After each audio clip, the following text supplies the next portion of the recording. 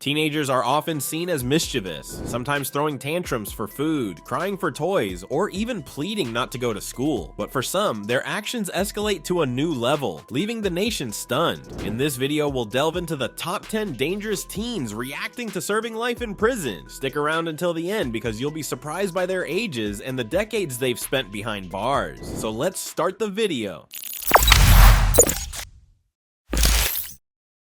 Number 10. Dylan Shumaker. A 16-year-old babysitter, Dylan Shumaker, was found guilty of second-degree murder by a jury for killing a toddler. Shumaker admitted to killing 23-month-old Austin Smith while watching him and his baby brother. The boy's mother was at work at the time. Prosecutors say Shumaker suffocated the boy with a pillow and hit him 3 times during a diaper change to quiet him down.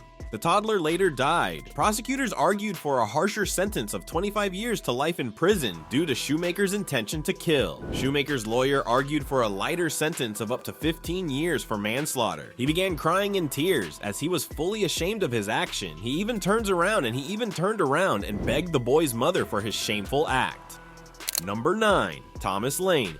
On February 27, 2012, reports from Chardon High School described a terrifying event unfolding around 7:30 a.m. when a boy suddenly stood up in the cafeteria and began shooting, causing panic and chaos. Surveillance footage captured the shooter, later identified as Thomas Lane, targeting 4 male students at one table with a handgun, injuring another in the process. As he fled the school, Lane also shot a female student. He was pursued out of the school by teacher Joseph Ricci and football coach Frank Hall. Lane was swiftly apprehended by police near his car parked on Wooden Road. Tragically, 5 students were hospitalized and 3 succumbed to their injuries within 2 days. During his court hearing, Lane shocked everyone by revealing a white t-shirt with the word "killer" written across it, similar to the outfit he wore on the day of the shootings. Parents of the victims expressed their anguish, condemning Lane as a monster and a despicable human being, and some even wished him a slow and torturous death. Number 8. 5 teen boys charged for throwing rocks.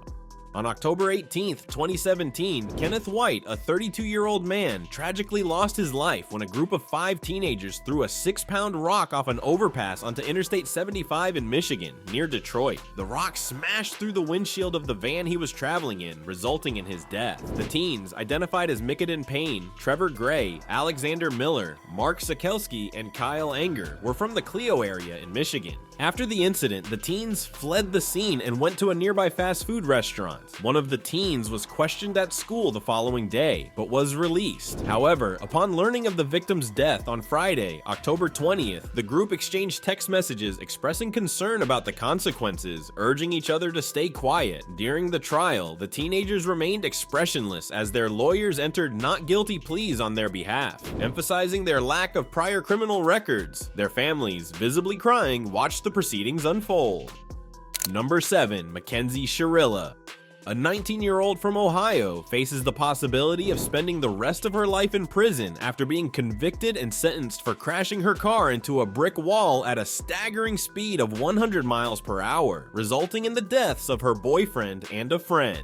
McKenzie Chirilla was just 17 years old when the tragic incident occurred outside Cleveland. Prosecutors argued during her trial that Chirilla had a toxic relationship with her boyfriend, Dominic Russo, who was 20 years old and intentionally drove into the brick wall to end their relationship. At her sentencing, Chirilla received 2 concurrent life sentences with the chance of parole after 15 years. She was found guilty of multiple charges, including murder, felonious assault, and aggravated vehicular homicide. Although Chirilla didn't testify during her trial, her tears during the sentencing indicated remorse for her actions, despite it being too late to change the outcome.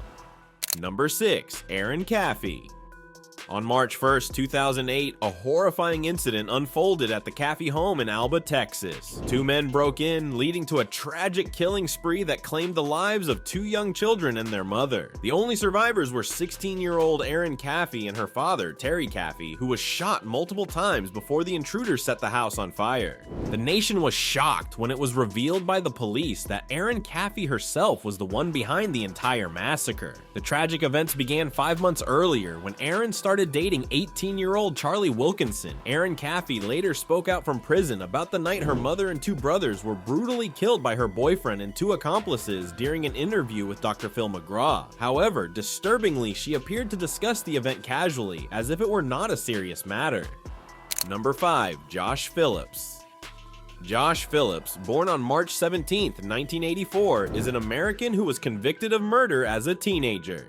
In November 1998, at just 14 years old, Phillips killed his 8-year-old friend and neighbor, Madeline Ray Clifton. The following year, he was sentenced to life in prison without the possibility of parole. According to Phillips, the tragic incident began when he accidentally hit Clifton with a baseball while they were playing. He claimed he panicked and, fearing his abusive father's reaction, killed her to stop her from crying. In 2017, Phillips was resentenced to life in prison after an appeal. During the resentencing, Phillips appeared sad, looking down with his eyes closed as the judge began speaking. His family was in the courtroom, with his mother and older brother sitting behind him. The emotional hearing included heart-wrenching statements from Madeline's family, who spoke about how her murder had devastated their lives. Number 4. Lionel Tate. Lionel Tate, at the age of 13, Tate was found guilty of the 1999 death of 6-year-old Tiffany Unick in Broward County, Florida. Tiffany was being babysat by Tate's mother, Kathleen Grossett Tate, and was left alone with Tate while they played downstairs. About 45 minutes after being told by his mother to keep quiet, Tate informed her that Tiffany was not breathing.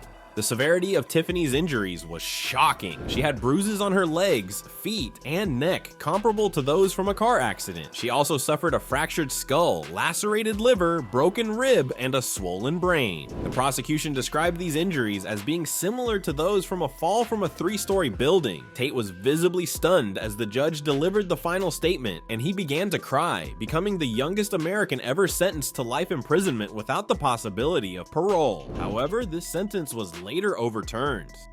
Number 3. Alysa Bustamante. Elizabeth Olten was a 9-year-old girl who was tragically murdered by her 15-year-old neighbor, Alysa Bustamante, in St. Martin's, Missouri, on October 21, 2009. Bustamante lured Olten into the woods, where she strangled and stabbed her to death. Bustamante later admitted that she murdered out of curiosity to see what it felt like to kill someone. Bustamante was charged and pled guilty to second-degree murder and armed criminal action. She was sentenced to life in prison with the possibility of conditional release in 2024 for the murder charge. During her sentencing, Bustamante hid her face behind her hair and looked down, showing little emotion.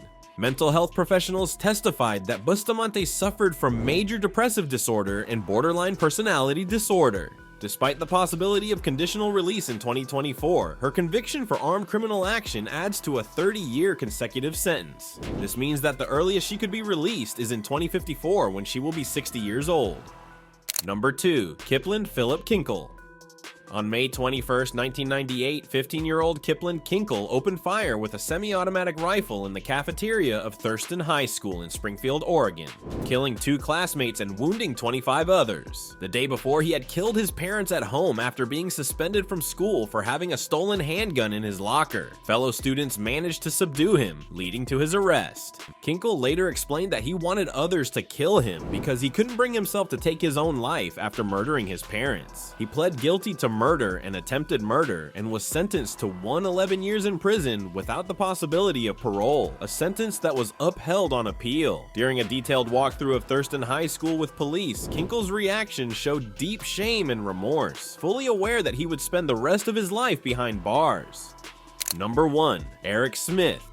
Eric M. Smith, at the age of 13, abused and murdered 4-year-old Derek Joseph Robbie in Steuben County, New York on August 2, 1993. Smith was convicted of second-degree murder in 1994 and sentenced to the maximum term then available for juvenile murderers, 9 years to life in prison. When Eric Smith was 13 years old, he rode his bike to summer camp at a local park day camp. 4-year-old Derek Robbie was walking alone to that same camp. Smith saw Robbie and lured him into a nearby wooded area. There, Smith strangled him until he passed out. Then he dropped a large rock on his head and sodomized him with a small stick. Smith's reaction during his court hearing was unexplainable, as he was just a child, so he didn't know what was going to happen to him. How during his latest interview in 2009, he expressed his feelings, saying he was not the same person he was years back. Smith was granted parole in October 2021 after 27 years in prison. He was officially released in February 2022. If you like this video, give us a thumbs up. Let us know in the comments section which reaction has shocked you the most, and subscribe for more videos. Please subscribe to The Luxury World. Thank you for watching.